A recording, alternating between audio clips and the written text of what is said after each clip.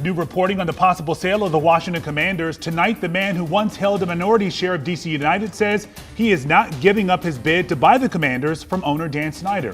Thank you for being here with us. I'm Lorenzo Hall. I'm Leslie Foster. There's a lot to get to in this story. DC native Brian Davis says he is one of the people bidding to take control over the Commanders. But some people say they don't think he's got the $7 billion to make that purchase. And of course, Director Darren Haynes spoke with Davis about that and concerns about his past business dealings. What is he saying, D? Well, Zoe, Brian Davis, he placed that $7 billion bid to purchase the Washington Commanders on March 21st. And I brought out the documents this time because it says that he did place the bid on March 21st. However, we still don't know where the money's coming from. And Davis has been sued several times as a businessman. I mean, he's faced civil lawsuits for not paying back loans, breach of contract, failure to appear in court, and defaulted on loans. Now, today, we just discovered on March 27th, 6 days after Davis claims he placed that $7 billion bid, Davis and his company, Urban Echo, were sued for failing to repay $322,000 in loans from a D.C. man. Davis says Urban Echo is a source of his wealth. Now, Davis has yet to respond to the court summons and failed to answer our phone calls today. Now, last night, I asked him how his past legal issues play into whether he can be trusted to buy an NFL team. We have, obviously a long list of different lawsuits and not paying back loans. What can you say about that, especially in your business that you had before with your former teammate Christian Laettner at Duke?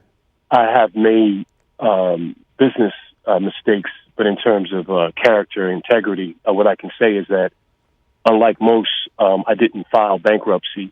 I actually sold my asset to pay everyone back. And then I actually have an intercreditor agreement that everyone signs to allow me to do that. I would like to apologize to the public or anyone else that I've offended or I gave harm.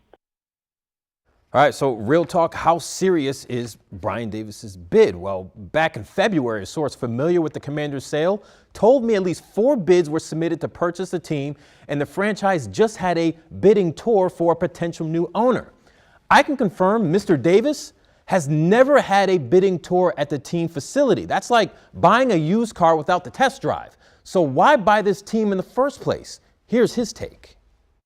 The reason I believe it's going to happen is because, as I said, I believe black people do great things, and I'm just trying to do something for my people. So I'm going to show them that the money's clean, it's verifiable, it's unencumbered, and then that'll allow me to spend more money with my people and my community. That's what I'm doing, and that's what I've been telling you, Darren. I'm trying to unite all the people in America together behind something beautiful and something positive. It's more than business to me, man. It's personal. Now, Brian Davis talks a lot about his community. I mean, for him, that community is Washington, D.C., also Prince George's County. He told us about his vision for a future stadium, not in Virginia, not in D.C., but staying in Prince George's County, Maryland. We'll have more on those plans and the questions we all have about it coming up in the future days. Sounds like he has big plans, but off to a bit of a rocky start so far, D. Yeah, hopefully he takes more of your questions because we certainly have more to ask. All right, Darren, thank you.